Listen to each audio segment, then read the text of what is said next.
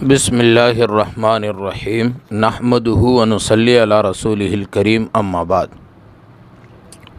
محترم سامعین، سنت رسول صلی اللہ علیہ وآلہ وسلم کی اہمیت میں قرآن مقدس کی 10 آیات۔ قرآن مقدس کی آیت سورہ انفال آیت نمبر 30 میں اللہ رب العزت نے نبی پاک صلی اللہ علیہ وسلم کی اطاعت کا حکم اپنی اطاعت کے ساتھ دیا۔ فرمایا، یا ایھا الذین آمنوا اطیعوا اللہ واطیعوا الرسول ولا تولوا عنہ۔ ایمان والو، اللہ کا کہنا مانو اور رسول کی اتباع کرو، ان سے رو گردانی مت کرو۔ یہاں پہ رو گردانی کا مطلب یہ ہے کہ ان کے قول و فعل کے خلاف نہ چلا جائے۔ جس چیز میں ان کی نہ خوشی اور ناراضگی ہے وہ کام اختیار نہ کیے جائیں، ان کے طور طریقے پر چلا جائے، یہ اللہ کے رسول کی خوشنودی ہیں۔ ان کے طور طریقے سے ہٹنا یہ اللہ کے رسول صلی اللہ علیہ وسلم کی ناراضگی ہے۔ آیت نمبر 2 سورہ آل عمران آیت نمبر 32، قل اطیعوا اللہ والرسول۔ آپ کہہ دیں اللہ کی اور اس کے رسول کی بات مانیں۔ یہاں پر بھی اللہ رب العزت نے اپنی اطاعت کے ساتھ نبی پاک صلی اللہ علیہ وآلہ وسلم کی اتباع اور اطاعت کا حکم دیا ہے۔ آیت نمبر 3 سورہ آل عمران آیت نمبر 132، اطیعوا اللہ و اطیعوا الرسول۔ اہل ایمان اللہ کی اطاعت کریں اور اس کے رسول صلی اللہ علیہ وآلہ وسلم کی اطاعت کریں۔ آیت نمبر 4 سورہ نور آیت نمبر 54، قل اطیعوا اللہ و اطیعوا الرسول فإن تولوا فإنما علیہ ما حمل وعلیکم ما حملتم وإن تطیعوہ تہتدوا۔ آپ ان سے کہیے اللہ کی اطاعت کرو اور رسول صلی اللہ علیہ وسلم کی اطاعت کرو، پھر اگر تم لوگ اطاعت سے رو گردانی کرو گے تو سمجھ رکھو کہ رسول کا نقصان نہیں، رسول صلی اللہ علیہ وسلم کا اس سے کوئی نقصان نہیں۔ کیوں کہ رسول کے ذمہ تو تبلیغ کا کام ہے اور وہ تبلیغ کا کام کر رہے ہیں۔ اگر تم اس سے رو گردانی کرو گے تو تمہارا ہی نقصان ہوگا، اور اگر تم اطاعت کرو گے، اتباع کرو گے، اور یہ اطاعت رسول کی کرنا گویا کہ اللہ کی اطاعت کرنا ہے، اور اس کے ذریعے سے تم راستے پر صراط مستقیم پر گامزن ہو جاؤ گے۔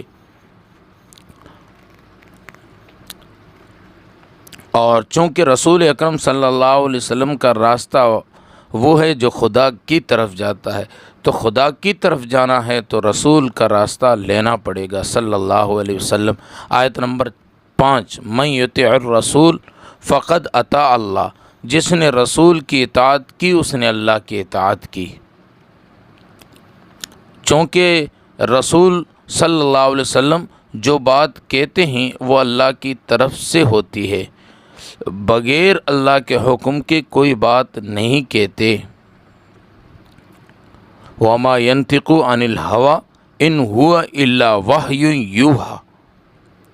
آیت نمبر 6، ومن یطع اللہ والرسول فاولئک مع الذین انعم اللہ علیہم من النبیین والصدیقین والشہداء والصالحین وحسن اولئک رفیقا۔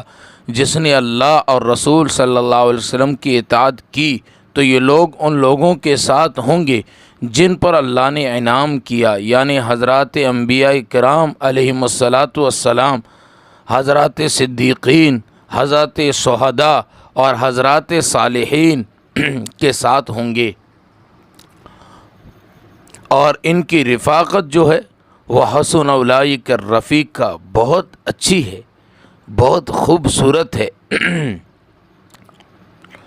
اب یہاں پہ 4 طبقے بیان کیے گئے، انبیاء، صدیقین، شہداء اور صالحین۔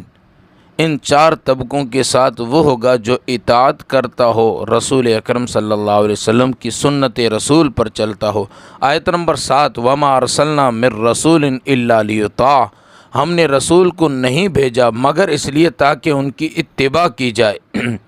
تو نبی کے آنے کا مقصد یہ ہے، نبی کے بھیجنے کا مقصد یہ ہے کہ ان کے نقش قدم پہ چلا جائے، اپنی زندگی کو ان کی نمونے کے موافق زندگی بنائی جائے۔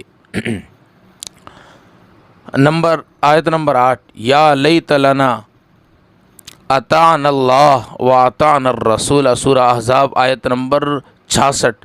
کاش ہم لوگ اللہ کی اطاعت کرتے اور اس کے رسول کی اتباع کرتے تو آج یہ برا انجام نہ ہوتا۔ آیت نمبر 9، من یطع اللہ ورسولہ فقد فاز فوزا عظیما، جو شخص اللہ اور اس کے رسول صلی اللہ علیہ وسلم کی اطاعت کرے گا وہ بڑی کامیابی کو پہنچے گا۔ اور آیت نمبر 10، قل ان کنتم تحبون اللہ فاتبعونی یحببکم اللہ، آپ فرما دیجیے اگر تم واقعی اللہ تعالیٰ سے محبت کرتے ہو تو میری اتباع کرو تو اللہ پاک تم سے محبت کرے گا۔ تو ان 10 آیات سے اللہ رب العزت نے حکم دیا کہ نبی پاک صلی اللہ علیہ وسلم کی اتباع کی جائے۔ آخری آیت اس کے اندر اللہ رب العزت نے ایک بنیاد قائم کی کہ آپ محبت اللہ سے کرتے ہو تو اس محبت کا ثبوت یہ ہے کہ رسول اکرم صلی اللہ علیہ وسلم کی اتباع کرو، اللہ تم سے محبت کرنے لگے گا۔ تو محبت کی علامت ہی یہی ہے کہ نبی پاک صلی اللہ علیہ وسلم کی اتباع کی جائے، ہر عمل میں دیکھا جائے کہ میرے محبوب کا عمل کیا ہے، میرے محبوب کے صحابہ کا عمل کیا ہے، وہ دیکھ کر اس پر عمل کیا جائے۔